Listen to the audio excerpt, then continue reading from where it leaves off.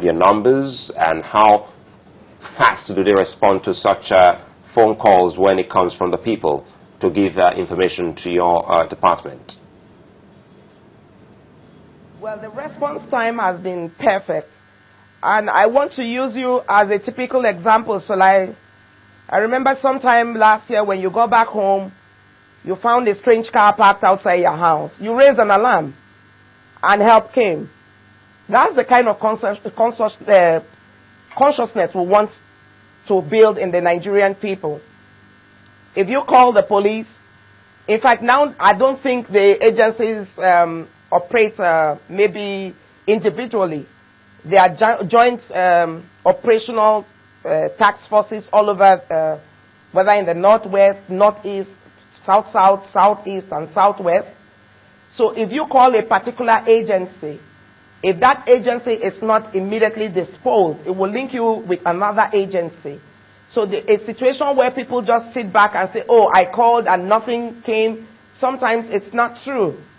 Because I know that all the calls that have come through to us, when we know that it's something that has to concern a sister agency and we are not readily available, we do link up such callers to other agencies. All right. And of course, sometimes you know that the network, like I'm talking to you now, I'm having difficulty hearing you. You know that the network also comes to play sometimes. Well, that's where NCC comes in.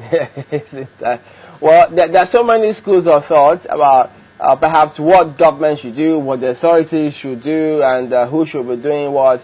But let's listen to Senator Uchechukwu Mereje. He spoke on some of these challenges we've got with security. They had had this kind of attack sometime in February or January or that. There was an explosion, which officially they lied that it was a tire explosion. But it was a bomb explosion, killing 4 persons and 3 wounded. And they continued shouting to the government, please come and reinforce security in this area.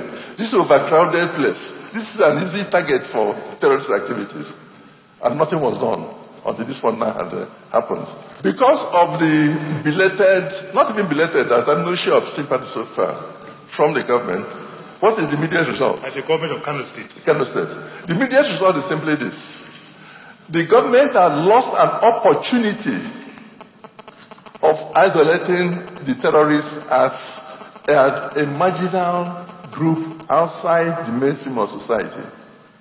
The victims will have the impression that, oh, everybody was involved. They all against us, which is not true. This has been the government an opportunity to prove that these are agents provocations who wanted to knock the heads of social groups together. What happened in Kano was quite regrettable, and we must do everything possible as a country to ensure that we end this kind of carnage. And my appeal is that the federal government need to consider possibly other options towards resolving this crisis. What do you think about what was said on the floor of the Senate? Now, when they said, I want to quote the Deputy Senate President, who said that the federal government should consider other options. When we have a security challenge, and the security agencies are doing their best, and government is providing funds, it's encouraging security agencies, and they say, well, government has to adopt other options. I think we are open to suggestions. But suggestions that will make meaning, workable suggestions, not suggestions that at the end of the day people will go behind and engage these miscreants. Because it's one thing for you to give workable suggestions, and it's the next thing for you to be part of those suggestions that you are making. But what comes to mind now is prosecution. For instance, if we go through the details of such individuals who have some huge funds, illegal funds, so to speak, because such funds are actually illegal if you say they are protection money and you're not a registered security operative. Are you thinking of prosecuting such individuals as well as their collaborators? Definitely, because look, that is why I'm saying that if everything is left to security agencies, then we are not going to win this war at the end of the day. If, for example, this particular suspect we have with us, from every indication and from his own personal confession, he said that he acquired this money through kidnaps, armed robbery, and protection money. I think that is enough reason for such a person to be prosecuted.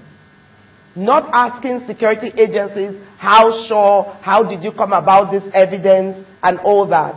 Because sometimes it makes you want to sit back and say, look, the much I have done is not being appreciated.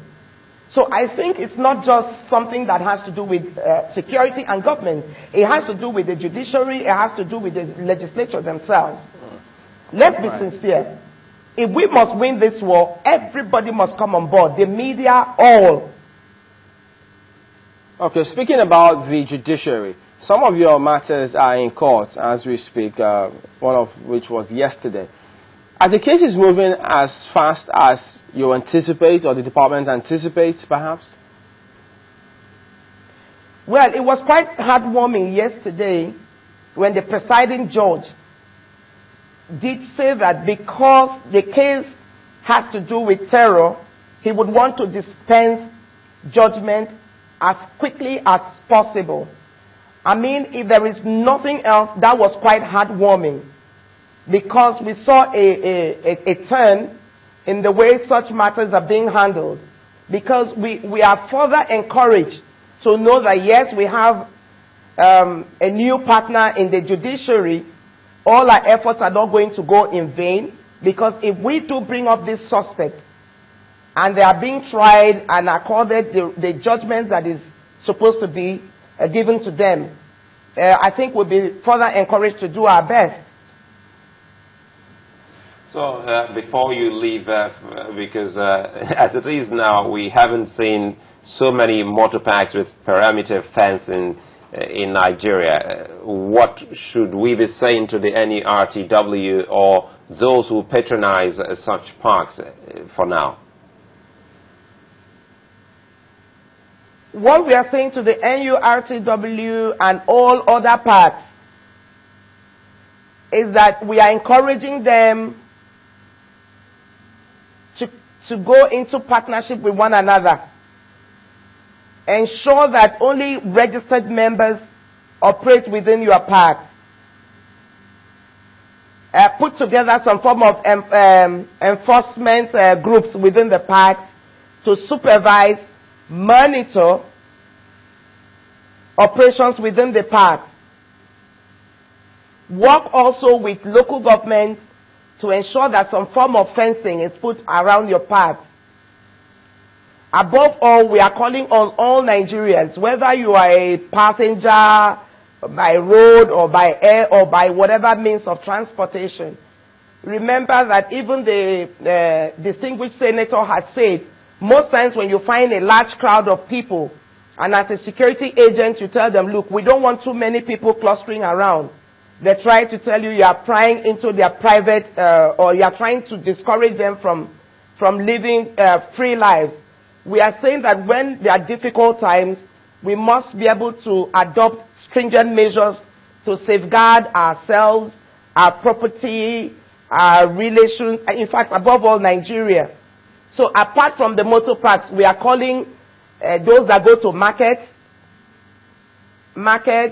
churches, even social gatherings, weddings and all that. People have to be more conscious. Look out for strange faces, new faces, strange movements, unusual behaviors around you.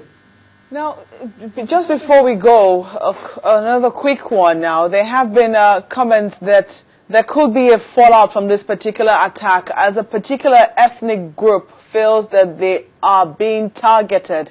How are you going to manage this particular fallout? You did hear Senator Chukwumerije saying that there are attempts to knock together different groups of people in order that something else will come out of it. Are you looking at managing what could be the fallout of this particular attack? I want to say that whoever perpetrated this last attack in Kano has failed. Because just like the distinguished senator said yes, I think they are trying to instigate